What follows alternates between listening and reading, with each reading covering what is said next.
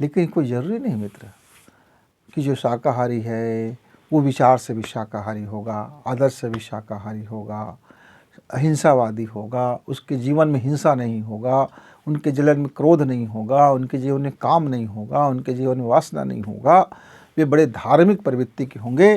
तो धार्मिक प्रवृत्ति का होने का मतलब यह भी नहीं है कि उसके जीवन में इसकी अनुपस्थिति होगा। उसके जीवन में सबका उपस्थिति होता है। आहार से विहार का फर्क आता है, आहार से जीवनचर्या का फर्क आता है, आहार से सोच विचार में गतिविधि में फर्क आता है। लेकिन कतई ज़रूरी नहीं है कि एक आहार का व्यक्ति उसमें परफेक्ट होगा, दूसरे वाला आहार वाला नहीं होगा। तो वो व्यक्ति बहुत ज़्यादा अहिंसावादी और शुद्ध सात्विक आहार वाला, उसके हिसाब से प्याज लहसुन तक नहीं खाने वाला, अंडा की दुकान से तो कोसों दूर, लेकिन रिश्वत लेने और देने में कोई परहेज नहीं, पड़ोसी के साथ थोड़ा दो चार गाल बजाने में कोई परहेज नहीं, अपने घर में संपत्ति संचय करने में कोई परहेज नहीं, ब्याज खाने में कोई परहेज नहीं, रिश्तेदारों के साथ ऊंचा नीचा व्यवहार करने में कोई परहेज नहीं, पड़ोसी में अपने आप को बेहतर साबित करने के लिए पड़ोसी की लकीर छोटे करने में कोई परहेज नहीं, जीवन की ऐसी तमाम गतिविधियों में कोई परहेज नहीं। लेकिन आदमी कहता है कि मैं धर्म के मार्ग पर चलता हूँ, मैं नीति के मार्ग पर चलता हूँ, और इतना मीठा बोली कि आपका रसगुल्ला भी शर्मा जाए, इतना मिष्टी, इतनी मिठास, ऐसा व्यवहार कि लगता है कि इस व्यक्ति के, इस बंदे के पास इतनी व्यवहार है, इतना शानदार अंदर का हृदय होगा, इतना मन होगा, विशाल हृदय होगा, विराट उसके विचार होगा। लेकिन जब उनकी अंदरूनी परिस्थिति को देखा जाए तो बेटे बहू से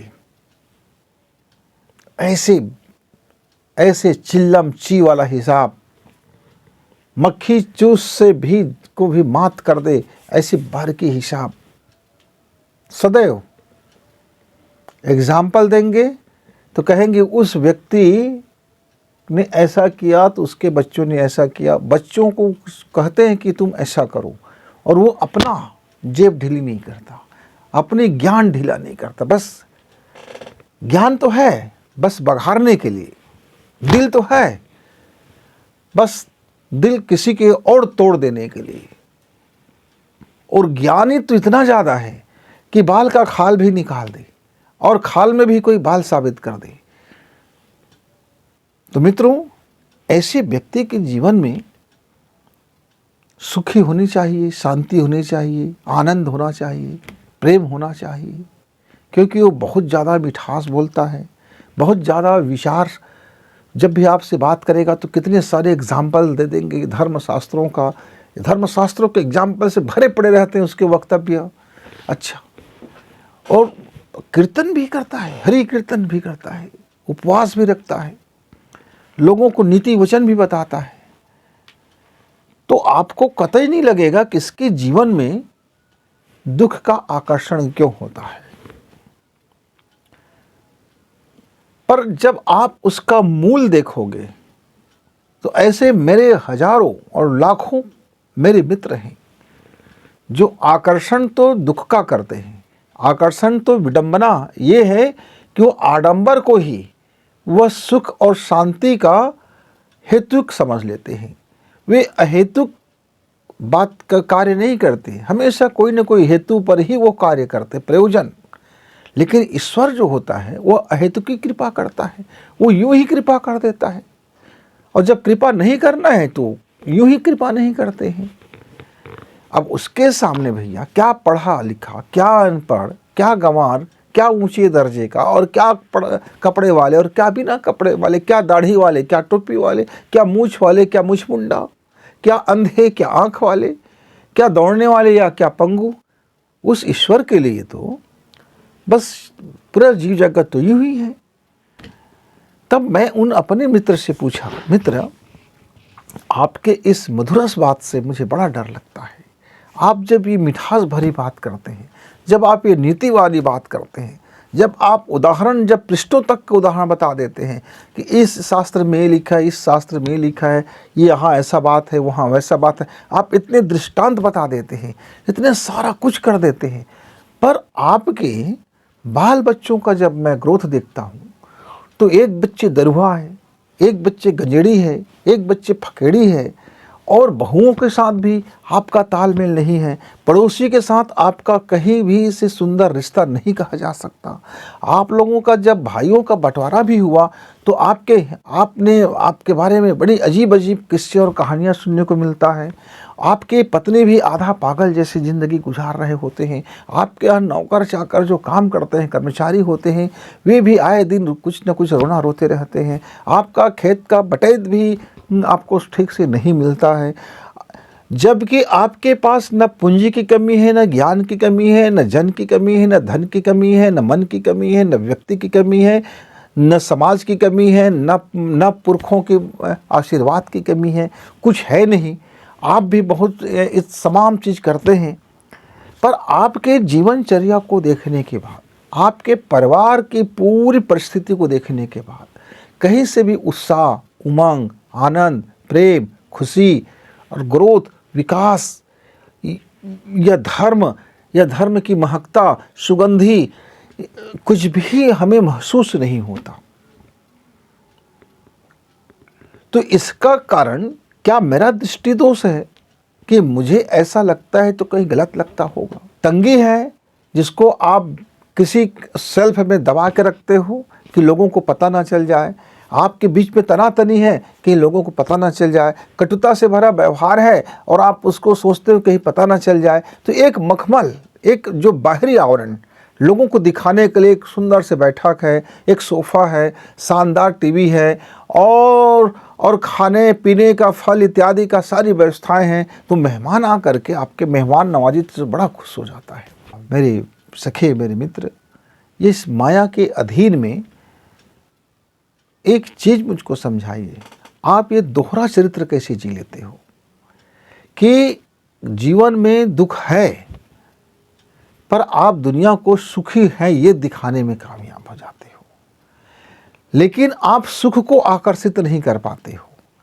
आकर्षित तो आप दुख का ही करते हो, लेकिन सुख आकर्षित हो आप ऐसा सोचते हो। आपके जीवन में कटुता तो है पर आप पूरी दुनिया को मिठास भरा हुआ है ये साबित कर देते हो। तो आपका ये जो दोहरा व्यक्तित्व है, इसकी ये जो डबल पर्सनालिटी है, इससे आपको लाभ क्या होता है? आपको जो लाभ होता है ना, वो एक सांसारिक प्रक्रिया है कि संसार के लोगों को भी समझ में आ जाता है कि आप जितने भी प्रोपेगेंडा करते हैं वे सब बाहरी तामझाम के लिए, जबकि आपकी असली ज़िंदगी बिल्कुल इसके विपरीत है। यदि आप मित्र ये जो बाहरी तामझाम है उसको आप अंदरूनी में ले आओ तो यही चीज़ें अंदर भी रहेगा और बाहर भी रहेगा। जैसे आप खुशी को आकर्षित करोगे तो आपके परिवार में भी खुशी रहेगा, आपके हृदय में भी खुशी रहेगा, आपके मन में भी खुशी रहेगा, आपकी सहधर्मिणी में भी खुशी रहेगा, आपका बेटा बहू भी खुश रहेगा, आपका पड़ोसी भी खुश रहेगा, आपसे मिलने वाले व्यक्ति भी खुश रहेगा, क्योंकि आपका जो ओरा है, आपका जो तरंग है, वे मुझे डिस्टर्ब कर रहा है। मैं बिल्कुल आपके पास में बहुत समय तक ज़्यादा नहीं बैठ पाऊंगा, क्योंकि मुझको ये बड़ी ऐसा लग रहा है कि कुछ विकर्षण हो रहा है। आकर्षण की जगह में विकर्षण हो रहा है।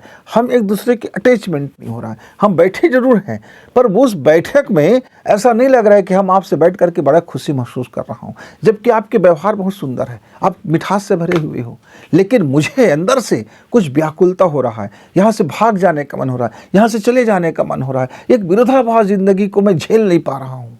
तो मित्र, यदि आप अपनी ज़िंदगी में वाकई खुश चाहते हैं तो फिर खुशी को आमंत्रित कीजिए, फिर ये छल वाली ज़िंदगी को स्टॉप कीजिए, विडंबना वाली ज़िंदगी को स्टॉप कीजिए, प्रोपेगेंडा वाली लाइफ को स्टॉप कीजिए। ये जो चीज़ें आप मिठास में जो मुझसे बात कर रहे हैं मैं एक दिन का मेहमान हूँ, मुझसे मिठास से बात करें ना करें, लेकिन आप यदि घर परिवार में अपने नातियों से, बच्चों से, बहुओं से, काम करने वाले कर्मचारियों से, जिसको आप नौकर बोलते हो, सेवा करने वाले भाई बहनों से, यदि आप उस मिठास भरे वक्तव्य को रखें, लेन देन करने वाले से भूल चूक हो जाता है तो क्षमा कर देना सीखें।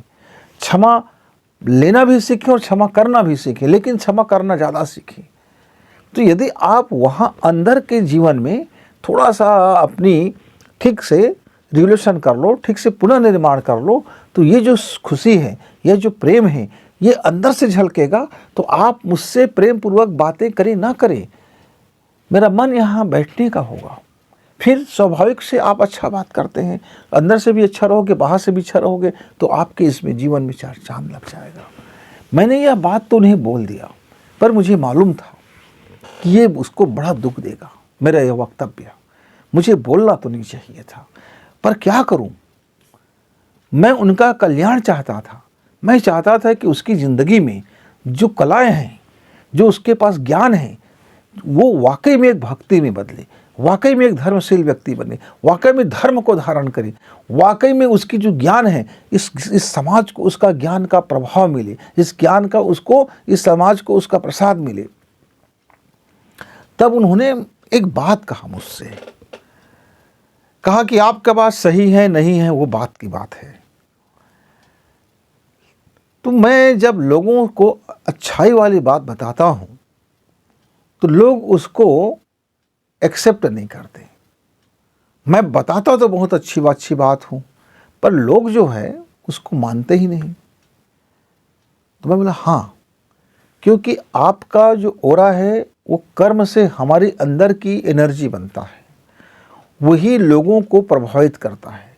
मेरा वाणी, आपका वाणी जो हम बोलते हैं उसका प्रभाव नहीं होता, जो हम जीते हैं, जो मेरे अंदर में है उसका प्रभाव होता है। तब कहा कैसे? तब उन्होंने मुझसे पूछा कैसे? तब मैं उनको बताया कि एक बार की घटना है। गांधी जी अपने जीवन कथा में लिखते हैं, आत्मकथा में, कि एक बच्चा का माँ आया। उस माँ ने कहा कि बापू आप मेरे बच्चे को गुड़ खाने के लिए मना कर दोगे तो ये आपकी बात मान लेगा और ये गुड़ खाना बंद कर देगा, क्योंकि ये बहुत ज़्यादा गुड़ खाता है। तब महात्मा गांधी ने उसको कुछ दिन के बाद आने के लिए बोला, और उसके बाद कुछ दिन के बाद वो माँ अपने बच्चे को लेकर के फिर आया। अब उसी बात को, उतने ही बात को आज गांधी जी बोल दिए कि भैया बेटा तू एक काम करना, तू गुड़ मत खाना, कम खाना, जितना माँ कहे उतना ही खाना, माँ ना कहे तो मत खाना। तो उस बालक ने कहा ठीक है, माँ जितना कहेगा उतना खा लूँगा। और माँ बिल्कुल नहीं कहेगा तो बोला माँ बिल्कुल नहीं कहेगा तो माँ को याद दिला देना, माँ गुड़ खाना है कि नहीं खाना है पूछ लेना भाई, चोरी करके मत खाना, जिद्दी करके मत खाना, ज़बरदस्ती मत खाना। तो बच्चे ने कहा ठीक है। तब उस माँ ने, उस महिला ने पूछा बापू इतनी सी बात यदि बोलना था तो आपने हफ्ता 10 दिन लगा दिया, उसके पहले आप नहीं बोल देते?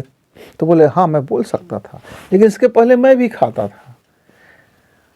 अब मैं पहले उस गुड़ की आदत को मैंने बंद किया, अपने बंद करने के बाद मैंने देखा कि मेरे अंदर क्या क्या क्रियाएं होती है, मेरा मन कैसे कैसे रिएक्शन करता है। फिर मैं उस रिएक्शन को भी मैंने समझा, और समझने के बाद मैं अपनी आदत को पूरी तरह से बदलने में जब कामयाब हो गया, तब मैं आपके बच्चे को बात बताया। क्योंकि मेरे बोलने और नहीं बोलने से ज़्यादा फर्क नहीं होगा, मेरी क्रिया से उसको फ़र्क होगा।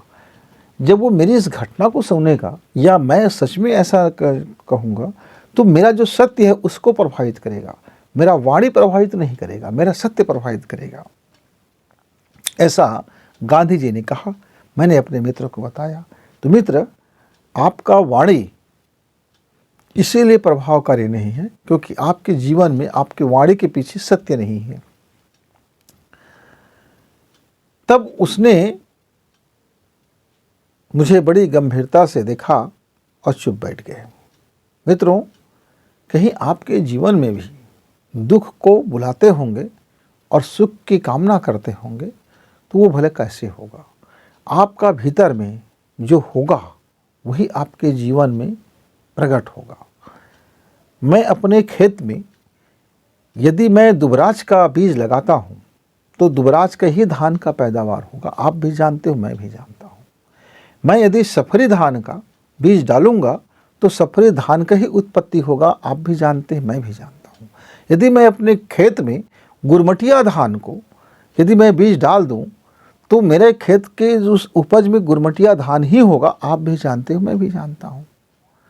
आप कलम करके एक आम के पेड़ में एक नींबू का पेड़ लगा सकते हो, लेकिन वो कलम वाला होगा तो एक पीढ़ी में अंतर आएगा, अगले पीढ़ी में उसका दोनों का क्रॉसिंग हो जाएगा। आप भी जानते हो, मैं भी जानता हूँ। तो जब तक मैं अपने अंदर की बीज को खुशी वाला नहीं बदलूंगा, प्रेम वाला नहीं बदलूंगा, शांति वाला नहीं बदलूंगा, सहकार वाला नहीं बदलूंगा, सद्भावना वाली नहीं बदलूंगा, तब तक मैं धर्म को कैसे धारण कर पाऊंगा? क्योंकि धर्म को धारण करने के लिए आपके हृदय में साफ सफाई चाहिए। अब मान लीजिए मित्र, मेरे घर में यदि एक कमरा में मैं साफ सुथरा ना रखूं तो मैं अपने ईश्वर को, अपने देवी देवता को, अपने दीपक को मैं कैसे जलाऊंगा? मैं कचरा खाना में तो ले करके ऐसा एक स्टूल करके तो नहीं कह सकूंगा कि यहाँ आ करके आप विराजमान होइए देवता जी, यहाँ ये दीपक जला दीजिए, यहाँ माता जी को रख दीजिए।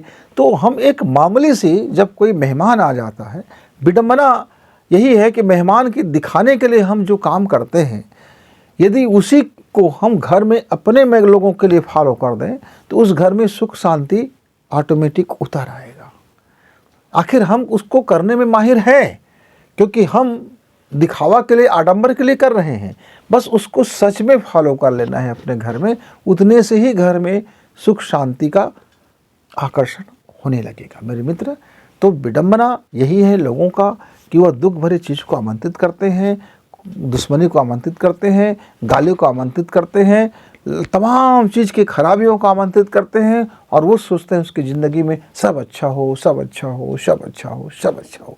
मुंह से कहते रहते हैं भगवान मेरी ज़िंदगी में अच्छा हो, मेरी ज़िंदगी में अच्छा हो, मेरे घर धन दौलत आ जाए, मेरे बच्चे अच्छे रहे, मेरे वो अच्छे रहे, बस अच्छा रहे। अच्छा अच्छा क्या? आपको बताना पड़ेगा उस अच्छा को आप किसको अच्छा समझते हो। एक बंदे ने आपको 10 रुपए दिया और आपसे वो लेना भूल गया, वापसी लेना। अब आप कहोगे कि वो तो मुझे मांगे नहीं है भाई, तो मैं 10 रुपये क्यों दूँ, वो भूल गया तो उसकी गलती। लेकिन आपको तो याद है ना कि 10 रुपये आप उनसे लिए हैं, आपको वापस करना था, समय रहते वापस करना था, पर आपने मौके का फ़ायदा उठाना शुरू की सोचा। लेकिन वो मौके का फ़ायदा नहीं है, आपने अपने जीवन में दुख बो डाला, एक ऐसा छद्म बो डाला जिसके कारण आपका बीज खराब होने लगा। मित्र, हमारे यहाँ सुगंधित धान का उत्पादन किया जाता था, दुबराज का खेती, सफरी का खेती। एक सफरी धान होते थे, शानदार होते थे, सफ़ेद रंग का, लाल रंग का भी धान हुआ करते थे, गुरमटिया धान जिसको हम बोलते लाल रंग का हुआ करते थे। मैं एक दिन पूछा अपने काम करने वाले भाइयों से, मुख्तियार से पूछा कि यह जो धान है, इस खेत का धान ज़्यादा सुगंधित है और हमारे बगल वाले खेत का धान बीज तो ही डाला है पर उसका सुगंध कम है, ऐसा क्यों? तो उसने कहा देखो, ये जो फसल है, इस फसल को में से हम पहले बीज निकालने के लिए हम अलग अलग बालियों को छांटते हैं, मेहनत करते हैं। उनमें से जो स्वस्थ बाली है, जो स्वस्थ धान के जो गुच्छे हैं, हम उनको अलग से निकाल लेते हैं। निकालने के बाद हम उनकी जो खाद पानी है और उनको रख रखाव है, जिसको धूप दिखाना है, वो सारा चीज़ हम व्यवस्थित रखते हैं। और उसकी सुगंध को बनाए रखने के लिए, जो गुणवत्ता बनाए रखने के लिए, जो प्रकृति के अनुसार से हम उसको हिफाजत रखते हैं, संग्रहण करते हैं। ये बंदा क्या करता है कि अभी खेत में डाला, अब इसी धान को उपज करेगा और मिजाई करेगा और इन्हीं में से बिना कोई छांटे वो एक बोरे में भर लेगा और बरसात आने के बाद वो उन्हीं में से वह धान को फिर लगा देता है। इससे क्या होता है, अस्वस्थ धानों की संख्याएं बढ़ने लग जाती हैं। फिर दूसरी बात यह है कि हम अपने जिस खेत में इस बीज को बोए हैं, हम उसी साल, अगले साल इसी बीज को हम उस खेत में नहीं बोते हैं। क्योंकि अलग अलग गुणवत्ता को बनाए रखने के लिए जो नियम है, जो अच्छे बीजों का क्रॉसिंग है, अच्छे बीजों का गुणवत्ता को बनाए रखने की जो पद्धतियां हैं विज्ञान की, हम उसको इस्तेमाल करते हैं। इसके कारण से हम इसकी पैदावार, इसकी रोग क्षमता, इसकी सुगंधी क्षमता, हम सबको बनाए रखते हैं। अगला किसान मेहनत नहीं करता, बस बो दिया, फसल काट लिए, और ऐसे करते करके उनकी उपज कमज़ोर पड़ने लगा, सुगंध भी कमज़ोर होने लगा। तब मेरे समझ में आया कि मेरे जीवन में भी कितने खरपतवार उगाते हैं, विचार में कितने गंदगी उगाते हैं, विचार में कितने पोष हो जाता है। तो अपने लाइफ को सुंदर बनाने के लिए हमें अच्छे चीज़ों को आकर्षित करना पड़ेगा और बुरे चीज़ों को बाहर करना पड़ेगा। तो जो जो चीज़ हमको चाहिए संग्रहण करने के लिए, तो हमको भी अपने जीवन में, अपने कर्म में, अपना जो विचार है, जो मेरा कर्म है, जिससे मैं कर्म करने के लिए प्रेरित होता हूँ, ऐसे भाव, ऐसे इमोशन, ऐसे समझ, ऐसे बुद्धि को मुझको संग्रहित करना पड़ेगा, ताकि मैं बेहतर प्रोडक्टिविटी दे सकूं।